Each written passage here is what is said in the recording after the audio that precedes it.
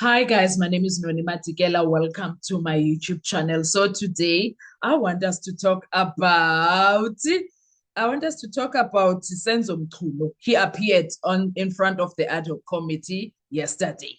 So we need to understand, yes, he did appear, and what is he saying there?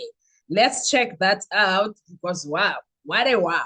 One thing that we can give him, he's a teacher. He was a teacher, so he can speak the language. He spoke the English language apparently very well. Okay. Unlike me, he did not break it. Unlike General Sibia, he did not break it. He was just shebelezing there. Okay. Now, date of appearance 16 October 2025. He was set to testify over 2 days, 16 and 17, and then return again the following week for questioning. I guess he's a busy man. We know why the setting, the purpose why he's doing this. The ad hoc committee is investigating allegations raised by Lieutenant General Nhlanhla Mkhwanazi, investigating those allegations that a lot is happening with judiciary and SEPS. Okay, and those include corruption, political interference in SEPS, improper disbandment of a task team, allegedly shielding criminal networks, and misuse of authority. Mchunu is under scrutiny for his role in many of these allegations as the police minister currently in SA. So what are the key claims when it comes to this? In his testimony before the committee, Mchunu made a number of claims or defenses. Number one, the political killings task team was never a permanent unit. Okay, I could agree with him on that, but did he discuss it with people? Did he sit down with anyone and make them understand that this is not supposed to be permanent? Or did he tell them why it shouldn't be permanent? He argued that the task team was always meant to be temporary and that it never formed part of the formal organogram of SEPS. Therefore, disbanding it was not destroying a permanent structure. I hear you, but did you sit down with the people that were working on that task team or the people that worked on it for years and told them the reasoning behind your disbandment and stuff like that? Did you? We will hear. Number two, one of his claims or defenses, he was unaware of a certain evidence withheld. Mchunu claimed that National Police Commissioner Fanny Masemla withheld or failed to provide crucial evidence during the Madlanga Commission. What evidence is that? Because one thing that they are talking about, you disbanded the team, the task team, and that now you admit about that. Number three, denial of wrongdoing, interference. He denied that he acted improperly or that he directly shielded criminal networks, contrary to what Mkhwanazi alleges. He's argued that the allegations are baseless. I think baseless is one of the words that they use the most. Bonke, the accused.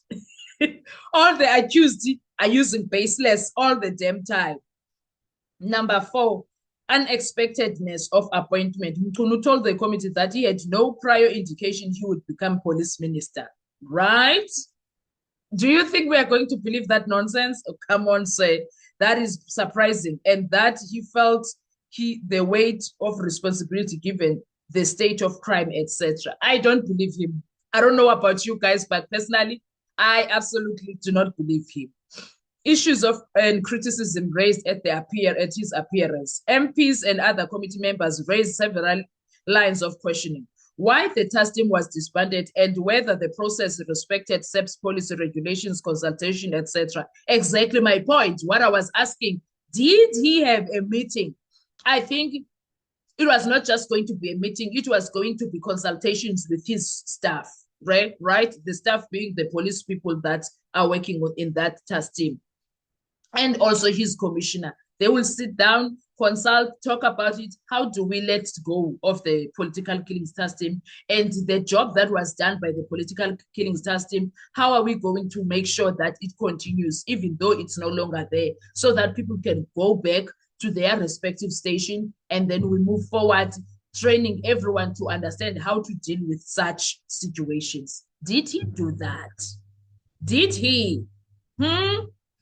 Relationships with business figures like Brown Mukhotsi and Vusumuzi Ket Matlala, whether those relationships influenced his decision or granted them improper access or influence.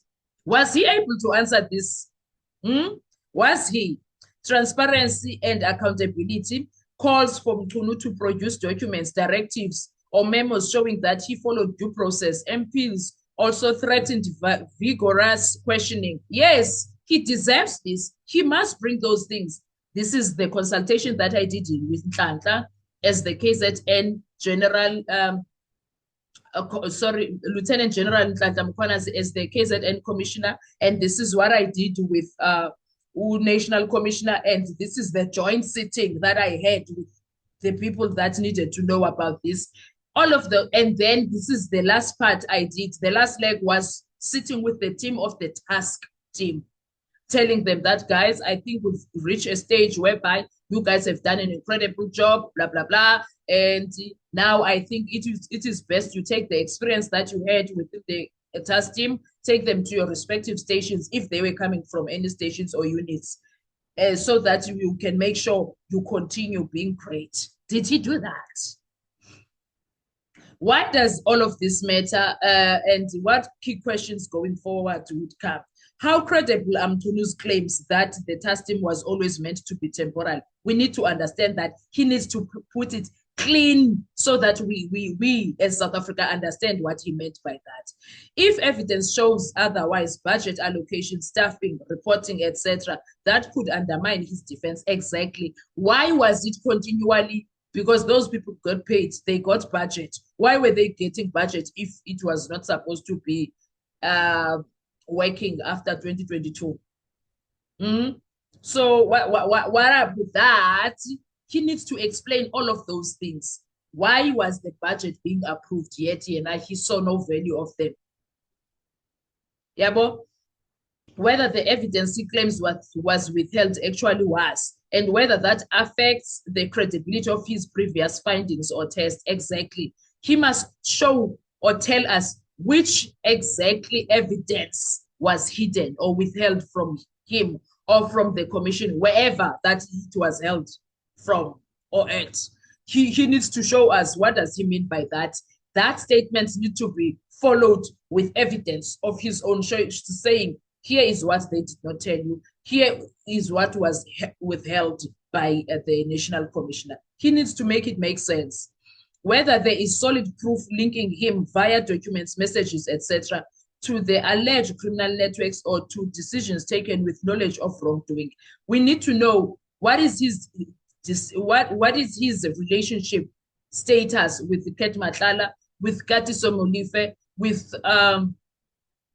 who's this? With Mukhotsi. We need to understand that relationship. Is there any relationship of some sort? Why is there an existing relationship in that situation? Not that people, because we all know someone who is a criminal here and there, okay? Some are our family members. So it does not mean people won't know people, but what exactly is happening in that relationship? What links them together? Do you understand? Is their relationship being a problem to the progress of South Africa? Do you understand? Is their relationship being a problem to the criminal activities? Do you understand that are happening? Are police able to arrest people and get them charged and get them prosecuted? Are you not closing off those situations for your friends? All of that, it needs to be understood. How this parliamentary process intersects with the Madlanga Commission, some witnesses have given similar allegations there. So overlap and contradictions will be important. Exactly. So we need to understand what they say this side is exactly what they say on the other side, vice versa. So what Mchunu is going to say here, when he goes that side, he better say the same thing. Same as who's this? General Masemula, General Mkhwanazi, they were like this. They said the same things. They did not tell us things that are not there. So we need to understand all of those things when it comes to also Minister Mchunu. He must not come here and play clever, please.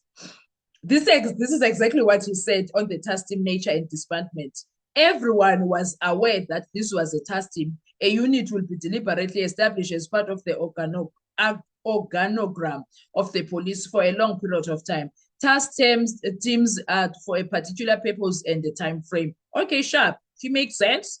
As soon as the mission is accomplished by a task team, officers are expected to return to their respective units and departments. Do you see?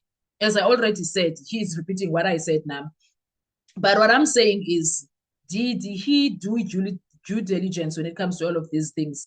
And did he do right by the people that were involved? And also, when he says a unit will be deliberately established as part of an organogram of the police for a long period of time. Task teams are for a particular purpose and a time frame, right? But this one, we have a challenge of the one thing that political killings task team, political killings is happening every other 5 years, especially. Political killings is happening every other 5 years. Every time there's going to be elections, he knows that we have that situation. So when he's going to say this one did not need to be permanent, what did he mean? What does he mean? Do you understand? Yes. The second thing that he said, I'm quoting him. On the 2019 police work study, mine was to give effective to the work study outcomes, referring to a police work study from 2019 that he claims recommended the disbandment of the political killing task team. Guys. Yeah. Sorry, the third one, on his appointment and responsibility. I got a call that I should report somewhere and I was informed, referring to being appointed as a minister of police. Hey! Yo, as we progressed, we discussed things in a much more intense manner. In November, we discussed other units more than we did at the beginning. In those meetings, we shared our opinions with the ministry regarding the teams, including the political killings task team. Yeah, one of this part has me on the floor. It's choking me. Does this one think we are all from KwaZulu Natal? Hey! Lapho kuzothiwa ubaba usekhulumile iyekeleni. Usidakelwe. The fourth thing is this: on the role and burden of office, I started thinking, yes, I've been appointed and given an opportunity. That's the nice part. Then I started reasoning about this position. You would somehow stand between life and death for each human being in your country. Umtunu thinks we are all from Namibia or Zimbabwe, okay? Hey, last part, number 5, defending the disbandment. Task teams are created for a particular objective within a time frame. For example, the political killings task team was conceived with a clear 6-month operational period. It was extended after 2022, but was not renewed afterward. This discontinuation was not arbitrary. It was a matter of funding prioritization and strategic restructuring, not undue influence. Sir, I was like flawed on this point. Sir, did you have meetings with your people and tell them did you or did you not? Hi, son. So points of contention, issues raised by others and questioning. Mkwanas and Masemla have argued that Mtunu did not have the authority to disband the political killings task team, that he was not properly briefed, and that no performance report had been provided to him. So he knows nothing about this political killings task team. There is a conflict in versions. Mtunu says he was orientated, given briefings, had discussions. Others say those did not happen. It can't be so many people against one. Mtunu's lawyers raised concerns over search and seizure warrants being executed at the homes of the Deputy Commissioner Shadrack Sibia and at his Chief of Staff flat, claiming potential interference, or at least that it complicates due process. Oh, please. Oh, please. So, guys, what are your thoughts when it comes to Ikunu? Do you think Mtunu is going to give us anything tangible that we can move forward to so that we can look at him differently? Because right now, Sam Jaja, we are very much in judging mode for him. What are your thoughts? Let's talk in the comment section. I want to hear your views. Thank you so much. Enjoy your day. Bye-bye.